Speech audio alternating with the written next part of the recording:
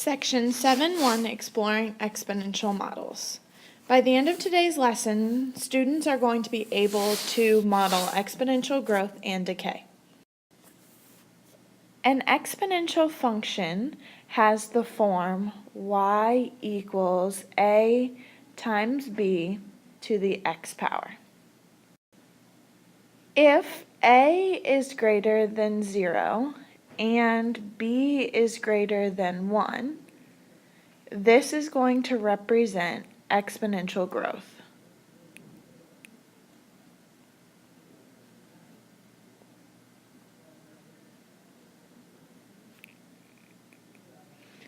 If a is greater than 0 and b is greater than 0 but less than 1, so it's a fraction, then this is going to represent exponential decay.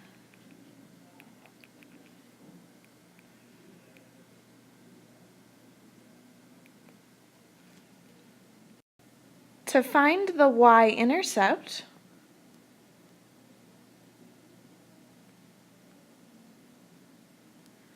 it is the point 0, a. Your domain for all exponential functions is going to be negative infinity to positive infinity, and the range is going to be 0 to infinity. Now, the range is going to change based on what the asymptote is, but in this section, the asymptote is always going to be y equals 0. Okay, so these two are related, but right now it's going to be y equals 0, and that'll change in your next section. Let me show you a brief picture of this as a graph, okay? Exponential functions are curved, and this is going to represent exponential growth because it's growing as you move from left to right. There is an invisible asymptote right here, which is going to keep your graph from ever going through that. I could draw it the other way, and this would represent exponential decay because it's decaying as you go from left to right. And again, still an asymptote right here, which is going to keep your graph from going through that line. Let's find out what the graph of y equals 4 to the x power looks like. So there's three numbers you always want to plug in, and you want to plug in -1, 0, and 1. So if we plug those in for x, that gives me 4 to the negative first power. A negative exponent makes it move to the denominator and become positive. 4 to the 0 power, anything to the 0 power is 1. And then 4 to the first power is 4. So let's graph those 3 points.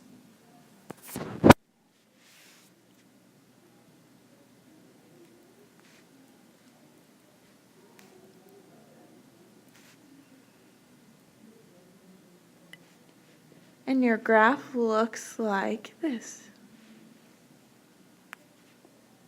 Okay?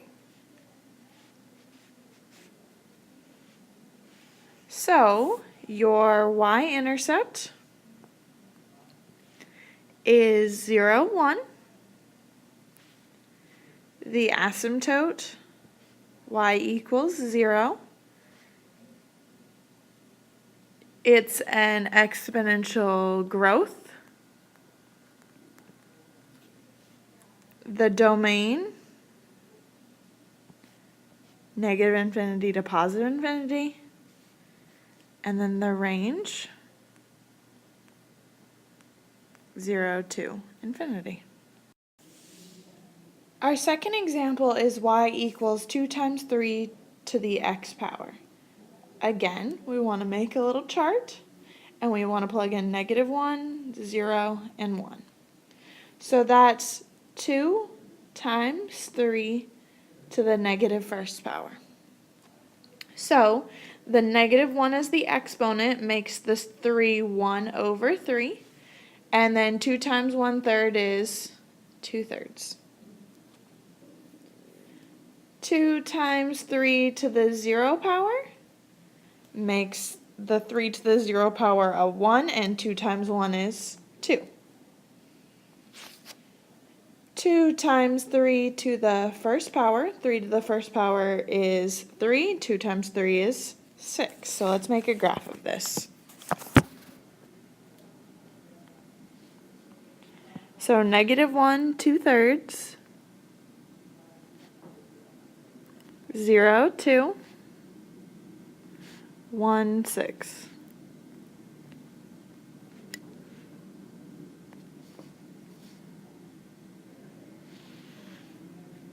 Okay, still exponential growth, which makes sense because my b was a 3.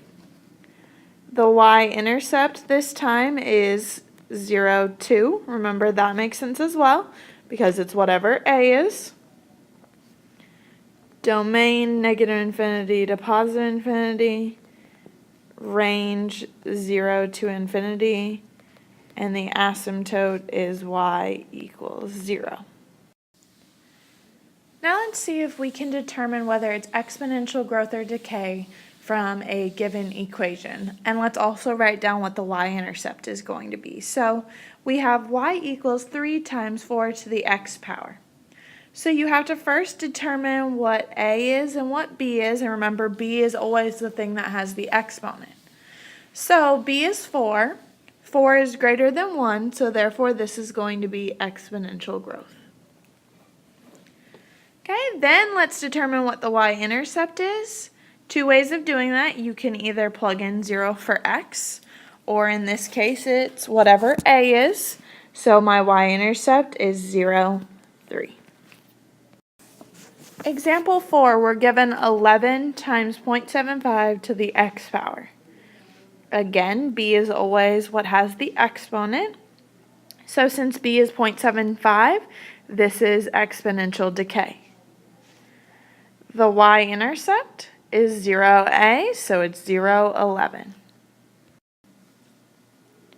A way for us to model exponential growth or decay is this formula. So we have a of t equals a times the quantity 1 plus or minus r to the t power.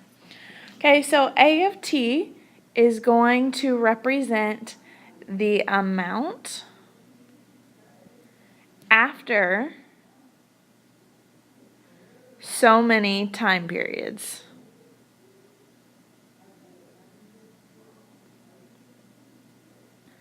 Okay, the little a is your initial amount of money.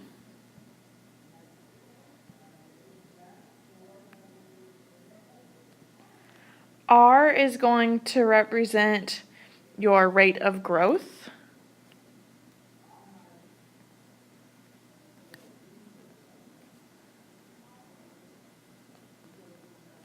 And T obviously represents time.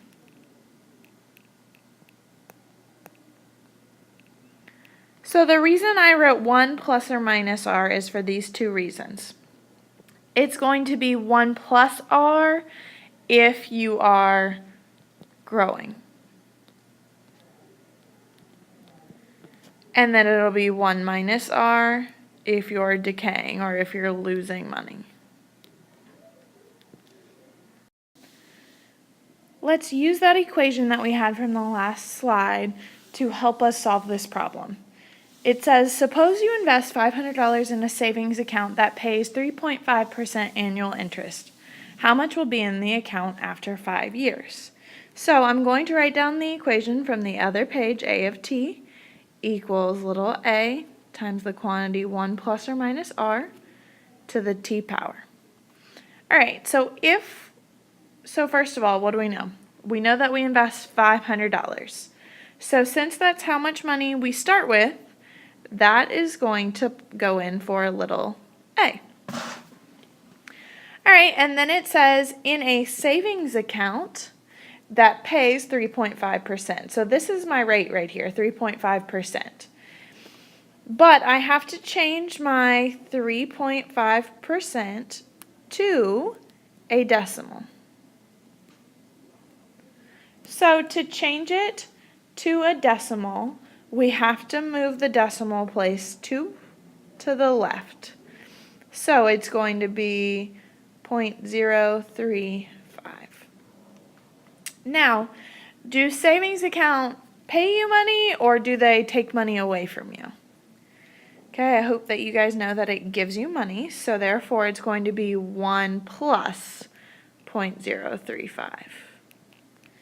And then it says, how much will you have after 5 years? So I plug in 5 for T. And this is going to give me the amount I will have after 5 years, and now we just pick up our calculator and we solve. After 5 years, we have a total of $593, and then since we're talking about money, make sure you round to the right decimal place, and 84 cents.